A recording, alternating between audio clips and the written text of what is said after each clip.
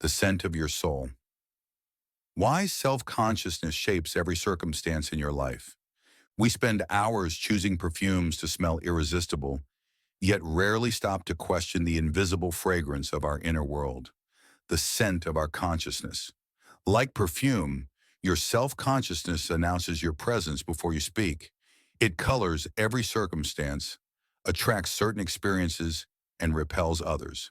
The tragedy is that most people live unaware of this subtle power, obsessing over the bottle while neglecting the soul. Chapter 1. The Fragrance Within, a Forgotten Obsession. Every human being carries an invisible atmosphere, a vibration, a tone, a scent that emanates from their self-consciousness. It is not physical, yet it affects the physical world in precise ways. It's called the aura. It influences how people respond to you, how opportunities appear, and how challenges unfold. Your self-consciousness is not merely awareness of self, it is the living identity through which you interpret, attract, and shape your experiences. Just as perfume expresses the essence of a person, so too your self-consciousness expresses the essence of your inner identity. And while you can't see it, others can and will feel it. You've met people whose mere presence shifted the air, calmness, tension, charisma, or insecurity radiating from them like a fragrance. What you sensed wasn't their personality, it was their consciousness speaking before their words could. Yet in a world obsessed with surfaces, most people spend more time curating their external scent than their internal one. They buy perfumes that promise attraction, but neglect the one element that magnetizes reality itself, which is their level of self-consciousness. Chapter 2. The Invisible Designer of Circumstances. Our circumstances do not exist independently of our inner state. They are projections, reflections, and responses to it. This is not poetic exaggeration, but a metaphysical precision. The universe operates like a mirror. It reflects the vibration we hold most consistently, and that vibration is determined by the image we maintain of ourselves, what we believe we deserve, expect, and identify with. The poor self-image attracts limitation not because of punishment, but resonance. The wealthy, peaceful, confident, and joyful attract more of the same for the same reason. Their inner state is attuned to abundance, peace, and confidence. Think of your consciousness as a subtle perfume that the universe constantly reacts to. You can't hide its scent. You can mask it temporarily with behavior or performance, but energy recognizes authenticity. Your circumstances simply echo the essence you project. Nothing more, nothing less. Chapter 3. Why most people neglect their inner scent. Society conditions us to focus outward. We are taught to decorate the body, not discipline the mind, to polish the appearance, not refine the consciousness. We are measured by possessions, titles, and validations. Yet none of these hold real power over life's direction. Without awareness of the self that wears these things, they quickly lose meaning and control. People don't neglect self-consciousness because they don't care, but because they've never been taught its value. We love to look successful, not to become one. We want the smell of luxury without the work of inner refinement and personal power. But the truth remains, you cannot fake consciousness. It always leaks through words, tone, energy, and choice. Chapter 4. The Perfume Analogy, How Consciousness Projects Itself. When you buy a perfume, you choose based on emotion. You want a scent that represents you, elegant, mysterious, strong, refined. You know that scent will linger, leaving an impression wherever you go. Now imagine if you approach your consciousness with the same intentionality. What would you want it to radiate? Peace, confidence, wisdom, or fear? Each thought, emotion, and assumption acts as an ingredient in your inner perfume. Over time, your repeated mental states create your energetic scent. That scent becomes your identity, and your identity becomes your destiny. Just as a strong perfume fills a room, a strong consciousness fills an experience. You can enter a situation and elevate it or contaminate it based on your internal fragrance. This is not mystical speculation. It's energetic law. People respond to the field you emit before they respond to your words. Events align according to that same field. You are always perfuming the world with your state of being.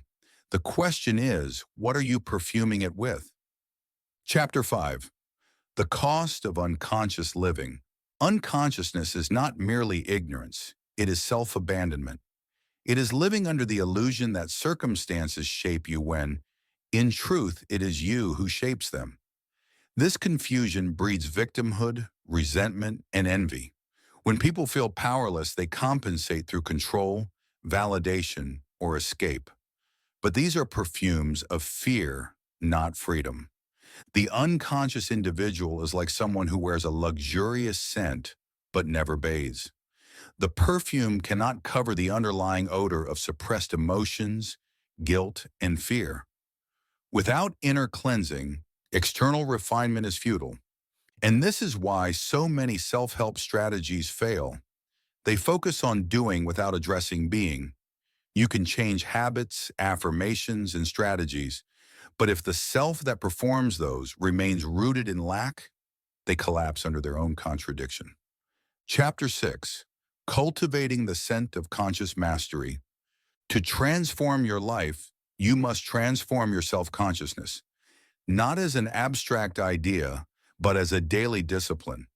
Below are practical methods to refine your inner fragrance. 1. Observe your inner dialogue. Self-consciousness begins with awareness of thought. What tone dominates your inner speech? Complaints, comparisons, or gratitude? Every recurring thought deposits emotional residue that builds your scent.